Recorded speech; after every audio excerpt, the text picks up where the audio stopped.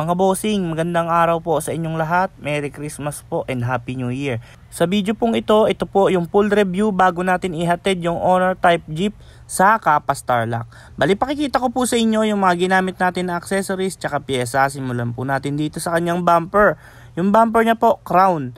Napakakapal po niyan. Then dito sa headlight, ginamitan po siya natin ng LED headlight. Kasama na po dyan yung signal light. Then meron pa pong nakabukod. Ayan po, kung makikita nyo yung mga tie rod bar, binalutan natin ng stainless. Yung stabilizer po, binalutan din natin ng stainless. Tsaka tong chassis, ayan po, binalutan din natin ng stainless. Yung shock, nilagyan din natin ng stainless para maganda tingnan. Then ayan po, yung fender nya, yung ilalim. Ayan, ginawa po natin lahat ng makakaya natin para mapakintab tong unit na to. Sa mags naman po, ang ginamit natin na mags dito is Bowsen size 17 for stud universal. Then ito naman po yung makina nya. Bali sa makina, nakita nyo naman talagang detalyado. Simula sa accessories, ayan, kompleto po yung shroud ng radiator, may battery holder, kompleto po, pati mga wiring po nito, bago na po, ayan po. Tapos, dito naman po tayo sa windshield nya. Yung windshield nya po, pinalitan natin ng salamin at saka goma, at saka yung goma ng windshield frame sa ilalim, ayan po, kung makikita ninyo. Then, ito naman yung kanyang mismong side mirror na stainless bago. Ayan, sa handle po ng windshield, jewels po. And kung makikita po ninyo, may mga pimple or patch na po yung stainless dahil po sa kalumaan. Ayan po yung kanyang stainless na side mirror. Ayan naman po yung stepping board nya. Then ito po yung gawa natin ng stepping board. Ayan po yung under chassis nya. Napakaganda po ng pagkakadali. Then punta naman tayo dito sa loob mga bossing. Ayan po, pakikita ko sa inyo. Napakalinis po ng pagkakadali natin dito. Bali ito.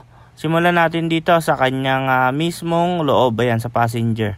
Then ito naman po yung kanyang center mirror, kung makikita ninyo, napakakinis mga bossing.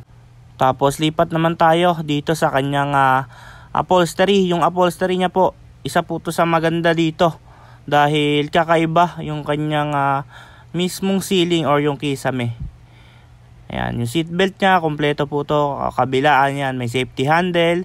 Ayan, yung handbrake niya. Meron din po pala tong toolbox mga boss. Ayan o. Ayan, lagayan ng jack, tire wrench, ayan po. Fluid, yung mga gamit nyo na extra, yung mga tools, pwede nyo pong ilagay dyan. Then, ito naman po tayo sa kanyang panel gauge. Kompleto po, straight lahat po yan na gana. Then, nagpalagay po pala ng stereo si sir. Ayan, nilagyan natin ng lagayan ng padlock para hindi manakaw. Ayan, may auxiliary pan din. Ayan yung kanyang cambio, yung handbrake, ayan po.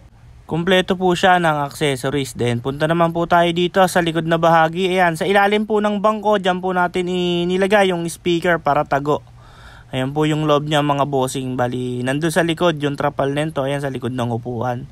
Kumpleto po ito. Mas maganda kasing tingnan kapag yung trapal nakabaklas na ganito mga boss. Talagang kitang kita yung forma niya. Ayan naman po yung mags niya sa likod. Ayan yung brake drum, pinunturahan natin ng kulay red. Then yung tangke niya po mga boss, nilagyan din natin ng fuel filter. Ayan, para bago dumating yung dumi sa harap, masala na sa tangke. Ayan po. Ayan naman yung kanyang body handle. Yung mga body handle nito mga bossing, lahat po jewels. Then lipat naman po tayo dito sa likod. Sa likod niya po, ang taillight na ginamit natin, yung dynamic na LED na rin po. Ayan po yung kanyang swing, lagayan ng reserba. May reserba po to mga bossing, hindi lang nakakabit. Ayan po, yung C-bumper. Ayan po. Tapos yung kanyang tanso na tambucho or yung pandulo ng tambucho na tanso mga bossing.